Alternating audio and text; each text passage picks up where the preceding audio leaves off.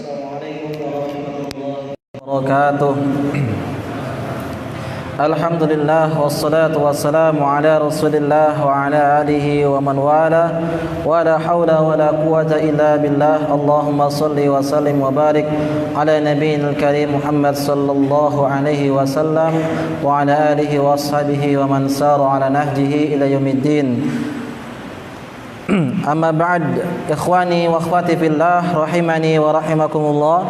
Baik, kita lanjutkan pembahasan kitab ini, yaitu masih berkaitan bahwasanya perintah kita adalah untuk mencintai apa yang Allah Subhanahu wa taala turunkan, juga mencintai apa yang Rasul sallallahu alaihi wasallam ajarkan kepada kita. Dan tidak boleh kita membenci ajaran Allah, membenci ajaran Rasul sallallahu alaihi wasallam, atau membenci salah satu ajaran Rasul sallallahu alaihi wasallam meskipun dia melakukan ajaran tersebut, mengamalkan perbuatan tersebut, itu bisa menyebabkan dia keluar daripada Islam. Tadi terakhir kita bahas bahwasanya dilarang kita untuk membenci orang yang berjenggot atau membenci syariat untuk berjenggot. Karena perintah Nabi sallallahu alaihi wasallam dalam masalah ini, perintah untuk berjenggot, sangat banyak dalilnya. Dalil yang pertama tadi kita bahas dari Abdullah ibnu Umar, hadis diriwayatkan oleh Imam Bukhari dan Muslim dari Abdullah ibnu Umar, anaknya Umar bin Khattab radhiyallahu taala anhu, bahwasanya Nabi sallallahu alaihi wasallam mengatakan, akhfu syawarib, potonglah kumis kalian, wa'ful liha, dan biarkanlah jenggot, peliharalah jenggot. Dan ini dijelaskan bahwasanya setiap kaidah atau hadis yang datang dalam perintah menunjukkan akan kewajiban. Waqfu ini perintah, fi'il amr, menunjukkan akan kewajiban.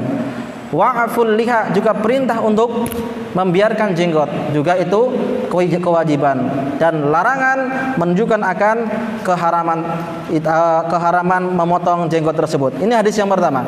Hadis yang kedua juga dari Abdullah bin Umar radhiyallahu taala anhuma.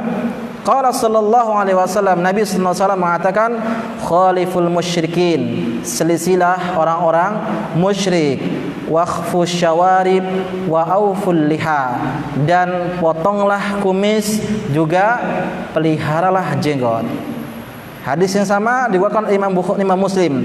Hadis yang ketiga juga dari Abdullah bin Umar juga, radhiyallahu taala anhuma, annahu amara bi ikhfa'ish syawarib. Nabi sallallahu alaihi wasallam memerintahkan untuk memendekkan kumis, wa i'fa'il lihyati, dan untuk memelihara jenggot. Jelas hadisnya. Ketiga-tiganya dari Abdullah ibnu Umar, sahabat Nabi sallallahu alaihi wasallam, merintahkan kepada kita bahwasanya Nabi merintahkan kepada kita untuk memotong kumis, menyelisih orang Majus, menyelisih orang musyrikin, dan mau melihara jenggot. Lalu ada orang yang mengatakan bahwa semakin panjang jenggotnya semakin goblok, berarti dia telah mencaci ajaran Nabi sallallahu alaihi wasallam, dan Nabi sallallahu alaihi wasallam berjenggot. Kalau kita melihat sejarah khulqiyah, bentuk Nabi sallallahu alaihi wasallam bagaimana, berapa jambangnya, berapa yang tumbuh jenggot, yang tumbuh uban di jenggotnya, ada dalam kitab, jelaskan bahwasanya Nabi sallallahu alaihi wasallam itu berjenggot. Lalu orang mengatakan semakin panjang jenggot semakin goblok. Ini telah mencaci Rasul, telah mencaci ajaran Rasul sallallahu alaihi wasallam, telah membenci ajaran Rasul, juga telah membenci Rasulullah SAW secara tidak langsung. Padahal pahlawan-pahlawan kita dari Imam Bonjol, Syekh Sukarti, Syekh Kiai Haji Ahmad Dahlan, Kiai Haji Hashim Asy'ari, mereka adalah pahlawan-pahlawan muslim yang berjenggot.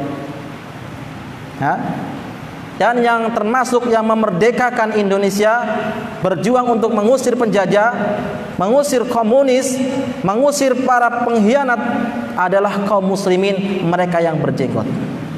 Silakan dilihat foto-fotonya, mereka juga berjenggot. Lalu kenapa orang-orang seperti ini muncul pasti di sana ada ya sesuatu yang membuat dia itu mengucapkan, entah karena jabatan, entah karena sesuatu sehingga dia berani mengucapkan demikian. Atau orang yang membenci suara azan, kan dulu kan ada beritanya tersebar, membenci suara azan. Na'udzubillah min zalik. Azan yang terdengar suara takbir Allahu Akbar 6 kali setiap kali azan, suara takbir Allahu Akbar, dan itu pula yang digema-gemakan oleh pejuang Indonesia dalam memerdekakan Indonesia. Lihat bagaimana Bung Tomo di Surabaya mengucapkan takbir Allahu Akbar untuk mengusir penjajah. Yang membangkitkan semangat juang Indonesia ini adalah apa? Dengan suara takbir kaum muslimin yang berjuang, bukan orang-orang kafir yang berjuang. Karena ghirah mereka untuk mempertahankan, bukan hanya mempertahankan tanah saja, tapi mempertahankan agama. Ya, ghirah mereka, kecemburuan mereka untuk mengusir penjajah bukan hanya mempertahankan tanah. Mempertahankan tanah termasuk disyariatkan dalam Islam. Terlebih dari itu mereka adalah mempertahankan agama. Agama yang mereka tahankan, sehingga mereka tuh berani berjuang sampai titik darah penghabisan mengucapkan takbir. Lalu sekarang muncul orang-orang yang mengatakan bahwasanya ya suara azan berisik seperti ini seperti itu. Na'udzubillah min dzalik. Ini bisa menyebabkan dia keluar daripada Islam. Ya. Atau juga orang-orang yang membenci syariat, orang-orang yang memakai celana di atas mata kaki, ya tidak isbal. Ya, padahal dalil-dalil yang menunjukkan akan perintah itu sangat banyak. Pertama, hadis dari Abu Hurairah radhiyallahu ta'ala anhu, Nabi sallallahu alaihi wasallam mengatakan, "Ma asfala minal ka'baini minal izari fa finnar." Apa-apa yang di bawah mata kaki dari kain, maka dia akan masuk ke dalam neraka. Ya, setiap yang di bawah mata kaki tempatnya adalah di neraka. Hadis ini diriwayatkan oleh Imam Ahmad, Ibnu Majah. Demikian pula Al-Imam Al-Bukhari juga meriwayatkan hadis ini dari Abu Hurairah radhiyallahu taala anhu, sahabat Nabi yang mulia sallallahu alaihi wasallam mengatakan, "Ma asfala minal ka'baini fa finnar." Setiap yang berada di bawah mata kaki tempatnya adalah di neraka. Ini hadis yang pertama. Ya, yang memerintahkan kita untuk mengangkat celana di atas mata kaki. Yang siapa-siapa yang masih celananya di bawah mata kaki hendaknya diangkat. Ini perintah Nabi. Ya, larangan kita untuk menjulurkan celana di bawah mata kaki. Kemudian hadis yang kedua dari Abi Dzar Al-Ghifari radhiyallahu ta'ala anhu, Nabi sallallahu alaihi wasallam mengatakan, "Salasatun la yukallimullah wa la yanzuru ilaihim wa la yuzakkihim wa lahum adzabun adzim." Ya, ada 3 golongan, 3 orang yang tidak akan diajak bicara, tidak akan dilihat, tidak akan disucikan oleh Allah, dan bagi ya, salasatun la yukallimullah wa la yanzuru ilaihim wa la yuzakkihim wa lahum adzabun adzim. Ada 3 golongan yang akan tidak dilihat oleh Allah, tidak diajak bicara oleh Allah, tidak disucikan dia.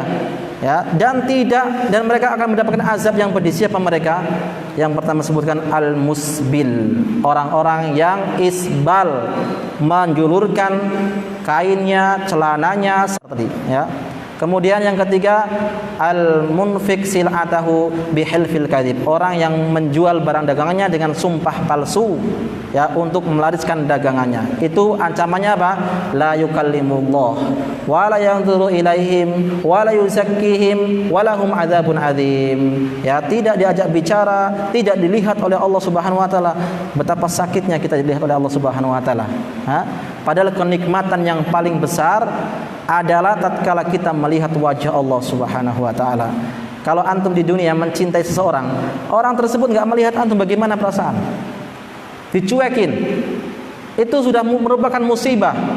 Bagaimana dengan Allah Subhanahu wa taala yang menciptakan kita, tidak akan melihat kita, tidak akan berbicara kepada kita, ya, tidak disucikan dosa kita, naudzubillah min dzalik, dan baginya azab yang pedih. Al-musbil, ya, orang-orang yang isbal celananya.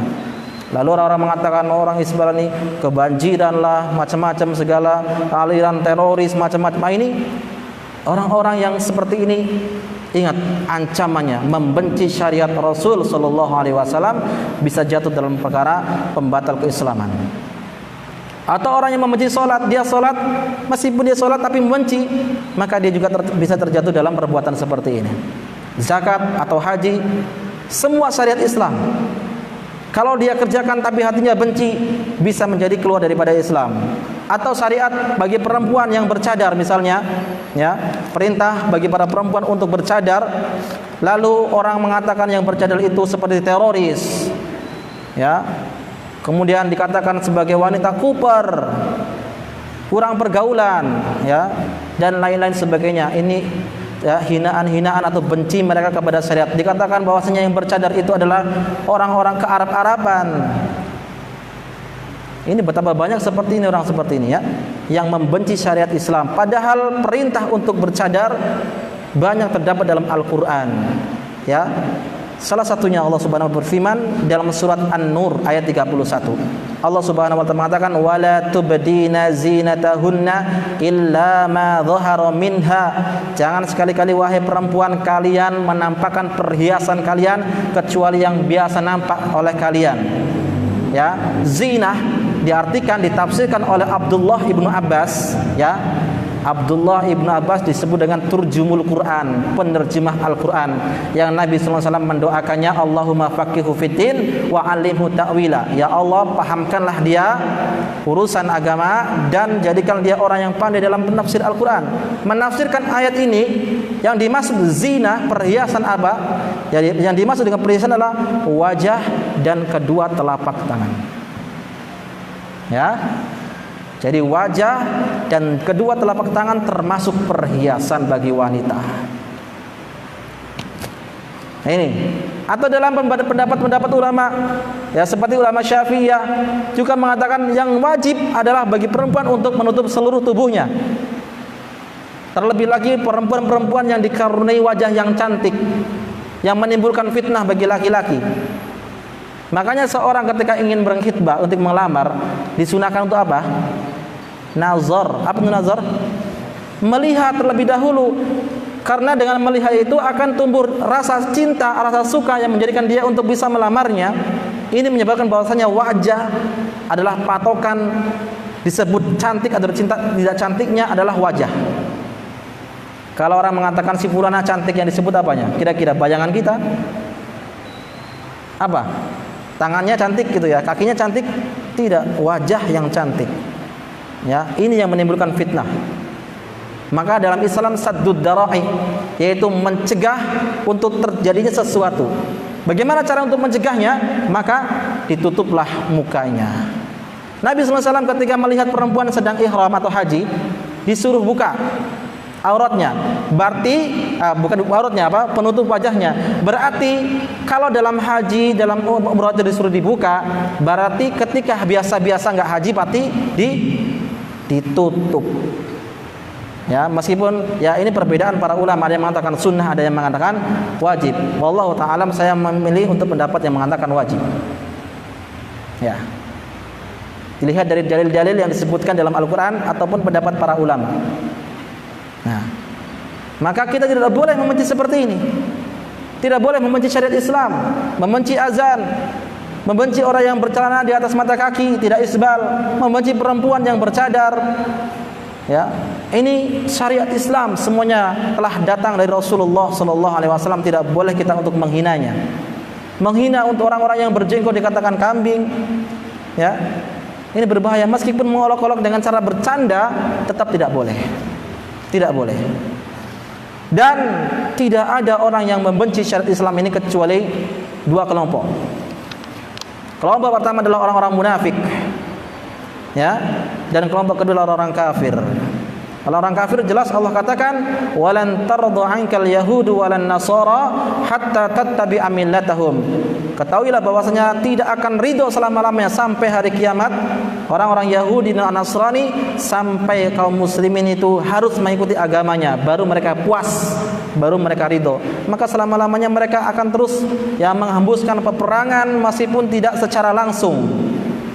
Kita umat Islam ini diburu, diincar dari berbagai penjuru. Yang kafirnya, Yahudi, Nasraninya, belum pelaku bid'ahnya, yang membela mati-matian pelaku bid'ahnya, Orang-orang yang penyembah kuburan juga membela penyembah kuburannya. Ya Ahlus Sunnah wal Jamaah diburu dari berbagai penjuru. Ini Allah katakan yang membenci syariat Islam pertama adalah orang kafir. Ya, Allah katakan dalam surat Al-Baqarah, ya, walan tardu ankal yahudu walan nasara hatta tattabi'a millatahum. Ya, selama-lamanya orang Yahudi dan Nasrani tidak akan pernah ridha sampai umat Islam itu mengikuti agamanya. Al-Baqarah 120. Kemudian yang kedua, kelompok yang kedua yang membenci syariat Islam ini adalah orang-orang munafik. Yaitu orang-orang yang menampakkan dia Islam padahal dia sendiri adalah kafir. Dan perlu diketahui bahwasanya munafik terbagi menjadi dua, ya. Munafik orangnya, penyakitnya disebut nifak. Ya, munafik itu orangnya, penyakitnya disebut nifak. Ya. Orang-orang munafik terbagi menjadi dua, atau munafik dibagi menjadi dua. Munafik an-nifaq atau disebut an-nifaq al-i'tiqad, keyakinan, al-nifaq al-amali. Yang punya buku tulis ya. Jangan sampai didengar begitu saja, nanti hilang. Nifaq al-i'tiqad, yaitu mereka orang-orang yang aslinya dia kafir, tapi dia pura-pura masuk Islam. Dia sholat, dia zakat, dia puasa, bahkan dia berjihad. Lihat siapa tokoh munafik pada zaman Rasulullah SAW. Abdullah bin Ubay bin Salul berjihad di perang Uhud. Perang, ya. Juga kelompok munafik yang setelah pulang dari perang Tabuk menghina Rasulullah SAW. Ya, saya tidak pernah melihat seorang aragabu butunan, orang yang paling besar perutnya, wa ajnabu alal adu, orang yang paling pengecut ketemu dengan musuh. Mereka katakan ini untuk Rasulullah. Orang-orang munafik ikut berperang, ikut juga sholat di belakang Nabi, ikut dia berpuasa, ikut juga zakat, tapi munafik. Dahulu Islam masih sedikit, mereka berani menampakkan kemunafikannya atau enggak mau masuk Islam. Setelah Islam itu besar, untuk melindungi diri mereka, maka mereka apa? Berpura-pura untuk masuk Islam. Ya, makanya Allah katakan sifat-sifat orang munafik itu wa idallakul ladina amanu qalu amanna. Kalau mereka bertemu dengan orang yang beriman, mereka mengatakan kami beriman. Ya, wa idza khalau ila syayatinihim qalu innama ma'akum innama nahnu mustahzi'un. Kalau mereka kembali kepada setan-setan mereka, kepada dedekot mereka, mereka mengatakan kami bersama kalian, kami hanya bersenda gurau saja bersama mereka. Ini ciri orang munafik.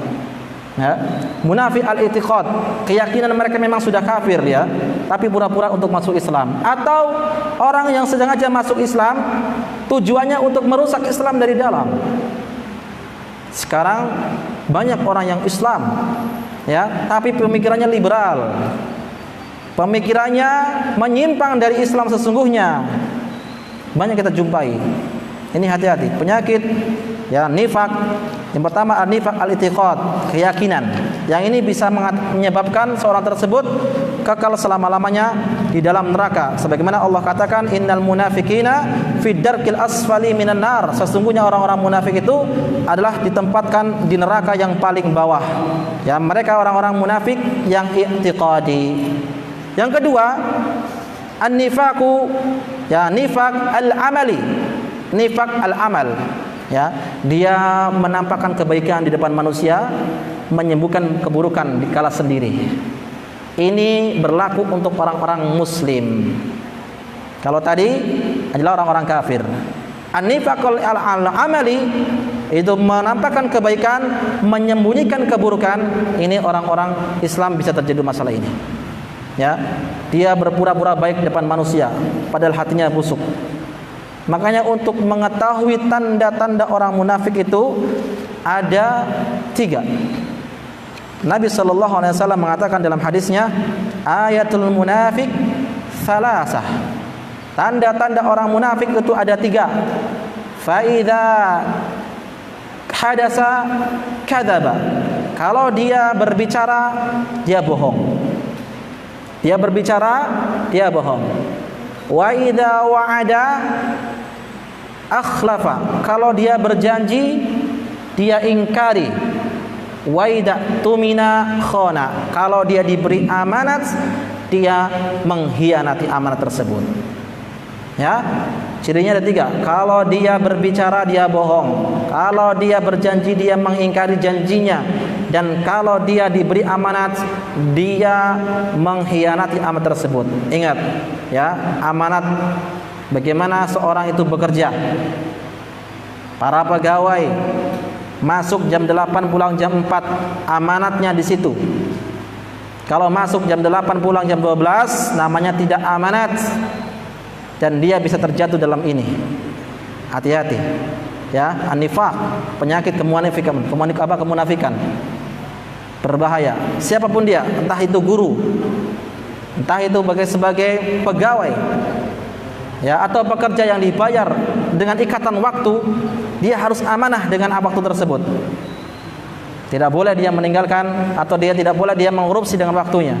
Bagaimana kita mau mendapatkan pemimpin yang adil, yang tidak korupsi, sementara kita juga masih banyak yang korupsi? Al-jaza'u min jinsil amal, balasan itu sesuai dengan amal kebaikan atau amal yang dia perbuat. Jadi itu nifak. Orang-orang yang membenci syariat Islam ini ada 2. Yang pertama al-kafir, dia kafir, memang dia membenci syariat Islam, selama-lamanya tidak akan pernah ridho. Yang kedua adalah orang-orang munafik. Itu orang-orang yang menampakkan dia kebaikan, namun sejatinya dia adalah orang-orang yang membenci Islam, ingin merusak Islam dari dalam. Maka orang-orang seperti ini terancam, ya, dengan pembatal-pembatal keislaman karena dia membenci syariat Islam, ya. Namun perlu diketahui bahwasanya benci itu ada yang fitrah. Ya, benci itu ada yang fitrah. Dari mana tahu? Iya, benci itu ada yang fitrah. Allah Subhanahu wa taala sebutkan di dalam surat Al-Baqarah mengenai syariat jihad. Dalam surat Al-Baqarah 216 Allah katakan, kutiba alaikumul qital wa huwa kurhul lakum. Telah ditetapkan kepada kalian untuk berjihad, berperang, dan itu adalah sesuatu yang kalian benci. Yang dibencinya apanya ini? Perangnya atau syariat perangnya? Yang dibenci adalah perangnya. Ya, ribut itu dibenci, perang itu dibenci. Makanya kalau ada orang suka keributan, ini fitrahnya udah nggak jelas. Ya, sukanya pengen perang, pengen rame gitu ya, pengen bentrok. Ini orang yang sudah menyelisih fitrah. Padahal keributan, perang itu sesuatu yang dibenci. Keamanan, tidak ada lagi keamanan. Jual beli tidak ada lagi. Pendidikan tidak ada lagi. Karena berperang, sibuk dengan berperang. Ya, Allah katakan apa? Kutiba alaikumul qital wa huwa kurhul lakum. Ditetapkan bagi kalian untuk berperang, yang mana perang tersebut adalah berat yang untuk kalian, yang kalian benci. Yang maksud benci ini adalah perangnya, bukan syariatnya. Kalau syariatnya, apabila telah terpenuhi syarat-syarat bagi kita, wajib kita untuk memenuhi syariat tersebut. Ya, telah datang musuh untuk menyerang negeri kita, maka kita sebagai pemuda yang kuat, yang berani, harus menghadapi musuh tersebut. Atau ketika terjadi pertempuran di medan perang, tidak boleh kita mundur, kabur dari medan perang. Termasuk sab'atul mubiqat, 7 dosa yang membinasakan. At-tawalli yaumaz zahf, yaitu mundur dari medan peperangan. Atau dia telah ditetapkan oleh pemerintah, ditunjuk oleh pemerintah untuk menghadiri jihad, maka wajib baginya untuk menghadiri. Ya, bukan jihad-jihad seperti orang-orang teroris, kelompok-kelompok tertentu yang dia harus berbaiat kepada kelompoknya saja. Setiap yang tidak berbaiat kepada kelompoknya dikatakan kafir. Ya, kita memberantas teroris, namun kita disyariatkan untuk menegakkan jihad. Dan jihad itu bukan hanya dengan pedang saja. Ya, jihad bukan hanya dengan senapan saja. Ya, jihad dengan memberikan ilmu itu jihad. Dengan belajar itu jihad. Ya, bukan hanya perang saja. Jadi sesuatu ini yang dibenci, apanya? Perangnya, bukan syariatnya. Contoh yang lain, syariat poligami. Ya, sesuatu yang dibenci oleh perempuan. Misalnya ada seorang yang ingin menikah lagi. Perempuan tersebut mengetahui ini syariat Allah, dia nggak boleh membenci. Tapi kalau suaminya mau menikah nggak boleh. Kenapa? Cemburu. Bencinya kepada siapa ini? Kepada syariatnya apa? Kepada cemburuannya? Kecemburuannya. Kalau kita katakan kalau kamu menolak saya untuk menikah, ya benar lagi, kamu bisa kafir, kamu membenci syariat Allah Subhanahu wa taala. Betapa banyak wanita yang kafir seperti ini. Ya, kan ini fitrah. Dia benci, tidak suka kalau suaminya menikah lagi. Maunya perempuan itu ditauhidkan saja, satu saja. Enggak mau dimadu. Ya, diberi madu enggak mau, dikasih racun pun enggak mau. Maunya satu saja. Itu perempuan. Tabiatnya memang seperti itu. Jadi bencinya itu karena cemburuannya. Pengennya satu saja, bukan karena syariatnya. Karena syariatnya Allah katakan apa? Fankihu ma tabalakum minan nisa'i masna wa sulasa wa ruba. Kalau kamu takut satu saja. Ya, nikahilah perempuan yang baik untuk kalian 2, 3, 4. Kalau kamu tidak takut, kalau kamu takut berlaku tidak adil, satu saja cukup. Ya. Itu. Jadi tidak boleh kita membenci syariat Nabi sallallahu alaihi wasallam. Jadi yang membenci syariat Allah Subhanahu wa taala ada 2, orang-orang kafir dan orang-orang munafik. Dan kebencian itu yang fitrah tidak mengeluarkan pelakunya daripada Islam. Tapi kebencian yang kepada syariatnya, bahkan terlebih lagi kebencian kepada orang yang menjalankan syariatnya, ini berbahaya. Orang-orang yang membenci orang yang menjalankan syariat Allah Subhanahu wa taala, Allah tantang perang baginya.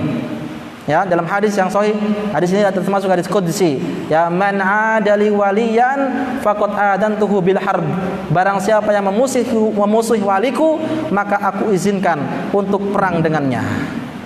Siapa wali Allah Subhanahu wa taala? Allah tafsirkan dalam surat Yunus apa? Orang-orang yang beriman dan bertakwa kepada Allah Subhanahu wa taala. Selama dia beriman, dia bertakwa kepada Allah, itulah wali Allah.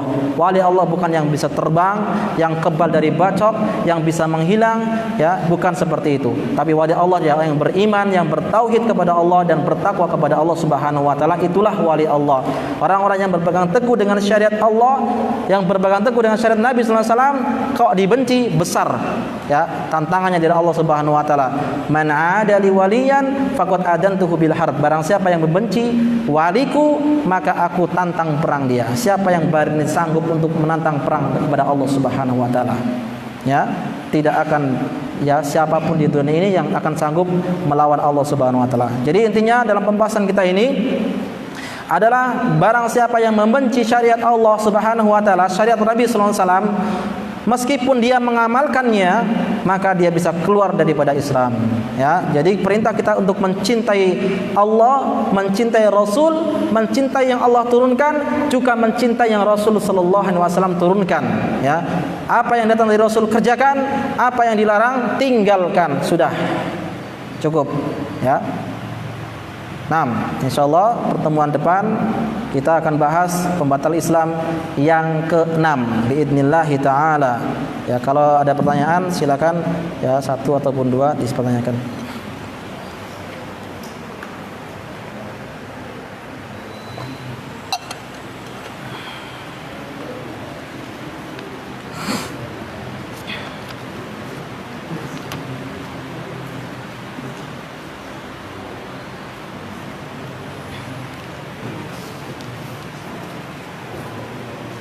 Maaf, soal, ada pertanyaan? Ya. Assalamualaikum warahmatullahi wabarakatuh.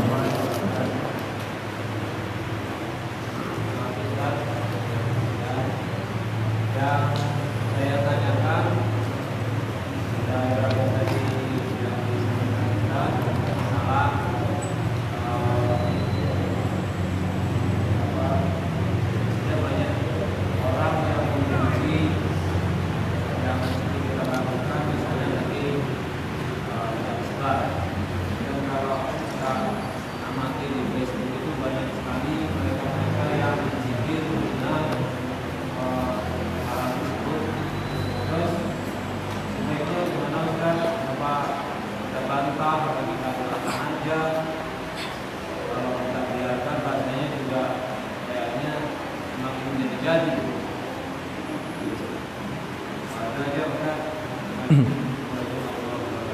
Ya, ini pertanyaannya, sikap kita bagaimana kalau mendapati seperti itu, ya, cacian, hinaan kepada kita yang mau menjalankan syariat ini, dihina, dicaci, maka harus bersabar. Yang pertama bersabar. Tidak ada yang bisa kita lakukan kecuali bersabar. Ya, karena memang seperti itu. Badal Islamu ghariban wa sayaudu ghariban kama bada. Islam itu datang dalam keadaan asing, dalam keadaan aneh, dan akan kembali ya juga dalam keadaan asing juga. Kenapa kok Islam ini aneh gitu ya? Orang yang bercadar aneh, orang yang berjenggot itu aneh, orang yang pakai celana mata kaki di atas mata kaki itu aneh. Karena mereka sudah tidak peduli lagi dengan agama mereka. Tidak paham lagi syariat cadar, tidak lagi paham lagi syariat untuk memelihara jenggot, tidak paham lagi syariat untuk mengangkat celana kaki ya, mengangkat celana di atas mata kaki. Sehingga kalau ada orang seperti itu dia aneh dia. Karena kebodohan mereka jadi aneh. Padahal itulah syariat Islam. Jadi kalau berdapat seperti itu ya pertama bersabar. Ya tidak boleh kita mencaci maki dengan semisal. Karena apa? Mencaci maki termasuk perbuatan yang dilarang. Ya. Sibabul muslim fusuq wa qitaluhu kufur. Mencaci maki orang muslim itu kefasikan dan membunuhnya termasuk kekufuran. Ya, tidak boleh kita membalas mencacinya. Kalau kita ingin membantahnya, pertama yang membantah itu harus berilmu terlebih dahulu. Ya, harus berilmu terlebih dahulu. Sebagaimana Abdullah ibnu Abbas radhiyallahu taala anhuma datang kepada kelompok orang-orang Khawarij yang berjumlah sekitar 24.000. 20.000 kembali kepada jalan yang benar, 4.000 masih dalam kesesatannya. Karena dia yakin, Abdullah ibnu Abbas yakin benar-benar